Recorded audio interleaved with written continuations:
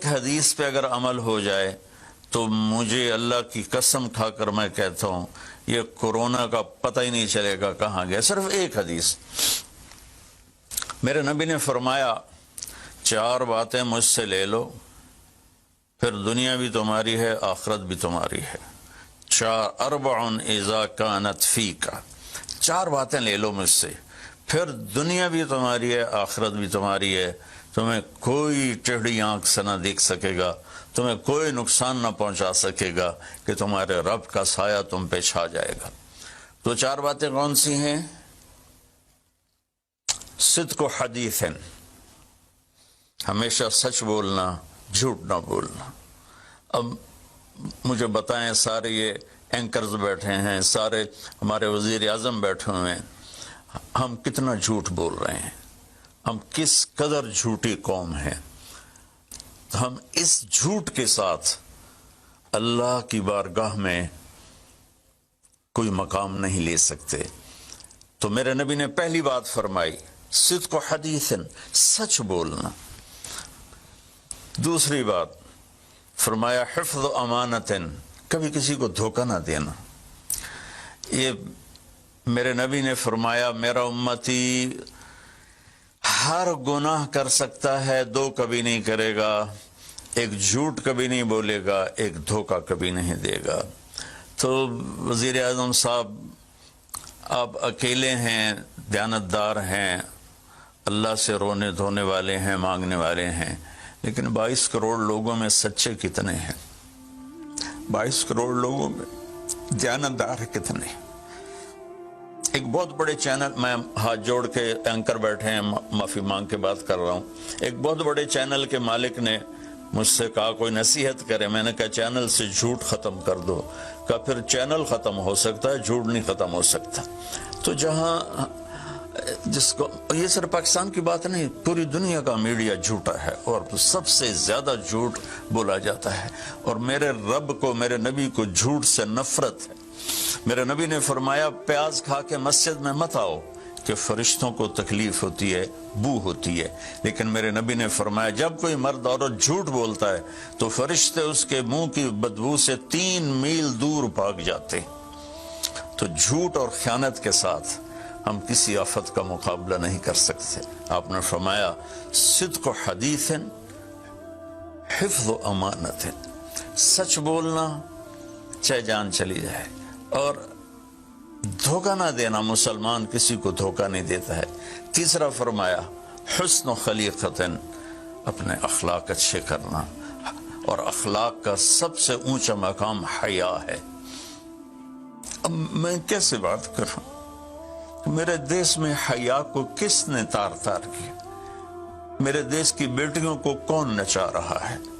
ان کے کپڑے لباس مختصر کون کروا رہا ہے؟ یہ کس کے گردن میں یہ گناہ ڈالوں؟ میں مجرم ہوں, میں نے اپنی قوم کو نہیں سمجھایا, میں اللہ سے معافی مانگتا ہوں. لیکن جب مسلمان کی بیٹی بے حیائی کی طرف چل پڑے اور نوجوان بے حیائی کی طرف چل پڑے تو اللہ کی رحمت. سب سے زیادہ عذاب قوم لوط پر آیا کہ وہ بے حیائی میں ساری باؤنڈریز کراس کر گئے تھے, تو اللہ تعالیٰ نے ان پر 5 عذاب بھیجے. 5, کسی قوم پہ 5 عذاب نہیں آئے, ایک ہی عذاب آتا تھا, ان پر 5 عذاب آئے. تو تیسری بات میرے نبی نے فرمائی ہے کہ حیا والے بنو, حیا والے بنو. کہ میری نسل ہے, مجھ سے خان صاحب نے بات کی تھی پہلی دفعہ کہ میں چاہتا ہوں کہ میری یوتھ اللہ کے نبی کے ساتھ جڑے, چونکہ جو ہمارے کالج ہیں, ہماری یونیورسٹیز ہیں, ہمارے خاص طور پر جو یہ پرائیویٹ سکولز ہیں, یہ امت کو, نوجوانوں کو اللہ رسول سے کاٹ رہے ہیں. تو اللہ تعالیٰ یہ پہلا شخص ہے جس کے لیے میرے دل سے دعا نکلی جب اس نے کہا کہ میں نے آپ کو اس لیے بلایا ہے کہ میری قوم اپنے نبی کے ساتھ کیسے جڑ جائے. میں کیا بتاؤں, جب تک اس بے حیائی کو نہیں ہم روکتے, اور کوئی روک نہیں سکتا ہے, اندر سے نیت نہ ہو. سرنڈر ماڈل سکول میں میں نے میٹرک کیا ہے, ہمارے ایک وارڈن, میں ہاسٹل میں رہتا تھا, وہ آ گئے, نمازی تھے, انہوں نے نماز کی سختی کر دی, ہم بے وضو جا کے کھڑے ہو کر نماز پڑھ لیتے تھے. بے وضو، کیونکہ ڈنڈا انسان کو انسان نہیں بناتا ہے جب تک انسان اپنے من میں ڈوب کر پا جا سراغ زندگی، تو اگر میرا نہیں بنتا نہ بن اپنا تو بن۔ یہ تو اپنے اندر دل دریا سمندروں ڈوگے کون دلان دیا جانے ہو، وچے بیڑے وچے جھیڑے وچے ونج مہانے ہو۔ میری قوم جھوٹ چھوڑ دے، میری قوم بددیانتی چھوڑ دے، میری قوم بے حیائی چھوڑ دے۔ وعفت فی تہمت، آخری بات میرے نبی نے کہا، رزق ہی امسا مغفور اللہ، جو صبح سے شام تک رزق حلال میں تھک جاتا ہے اس کے اس دن کے سارے گناہ معاف ہو جاتے۔ تو میں وزیر اعظم صاحب سے اپیل کروں گا کہ پوری قوم سے جیسے ڈونیشن مانگا ہے ایسی پوری قوم سے چلے۔ میں آپ کی طرف سے اپیل کرتا ہوں کہ کل یا آج رات رمضان کی آئے گی، ساری قوم 2 نفل پڑھے اپنے اپنے گھروں میں، اور ایک تسبیح لا الہ الا انت سبحانک انی کنت من الظالمین، جس کو یاد ہے پڑھ لے، جس کو نہیں یاد ہو استغفر اللہ کی ایک تسبیح پڑھ لے، اور پھر سب اللہ کے سامنے ہاتھ جوڑ کے معافی مانگے۔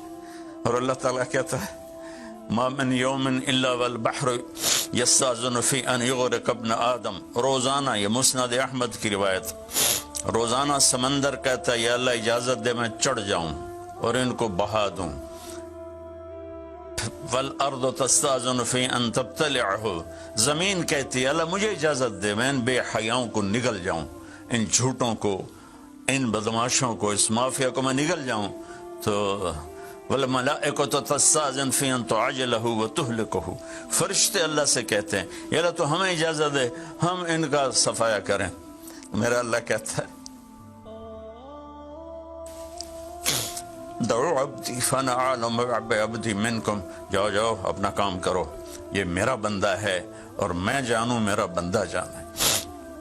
ان کان عبدکم فشانکم بہی، تمہارا بندہ ہے تو مار دو، ان کان عبدی فمنی ولی منی ولی عبدی، اگر میرا ہے تو میں انتظار کروں گا، میں انتظار کروں گا۔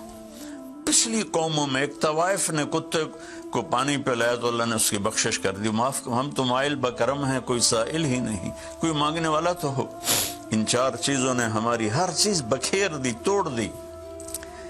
کسی بھی قوم کے لیے جھوٹ، بددیانتی، بے حیائی اور رزق حرام یہ ان کو تباہ و برباد کر دیتا ہے، اور کوئی قوم سچائی، دیانتداری، پاک دامنی اور رزق حلال پر ہوگی تو اللہ کا سایہ ان پر چھا جائے گا، اور دنیا کی کوئی طاقت ان کی طرف آنکھ اٹھا کر نہیں دیکھ سکتی۔ ہم تو اجڑے چمن کے مالی ہیں، عمران خان کو اجڑا چمن ملا ہے، کہاں تک آباد کر سکے گا، اللہ اس کی مدد کرے۔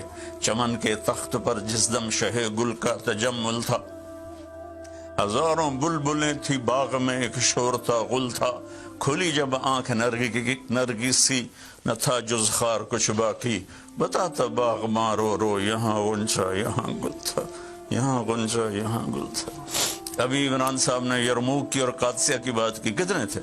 30,000 تھے خالد ابن ولید کے کمانڈ میں، اور سامنے باہان جو تھا وہ 3 لاکھ کا لشکر لے کر آیا ہوا تھا، اور قادسیہ کے میدان میں بھی 30,000 صحابہ تھے، اور ادھر سے جو رستم تھا وہ 3 لاکھ کا لشکر لے کر آیا ہوا تھا، ان کے ساتھ اللہ تھا۔ ہم اللہ کو ساتھ لیں، سارے اسباب اختیار کریں۔ مالداروں سے کہتا ہوں، میں نے اپنا کلپ الگ ریکارڈ کرایا کہ اس سال ساری زکوٰۃ ان غریبوں میں تقسیم کریں۔ آپ تک تو ہر آدمی نہیں پہنچ سکے گا، اپنے اپنے علاقے میں جو مالدار لوگ ہیں وہ اپنی زکوٰۃ غریبوں میں ان میں تقسیم کریں، ان کے گھر جا کر دیں۔ کسی ایک کی دعا لگ گئی نا تو 7 نسلیں ہماری آباد ہو جائیں گی۔ تو بس میں معافی چاہتا ہوں، آپ نے مجھے کافی دیر بٹھایا تو میں نے بھی تھوڑا سا آپ کا ٹائم لے لیا، تو آپ درود شریف پڑھیں۔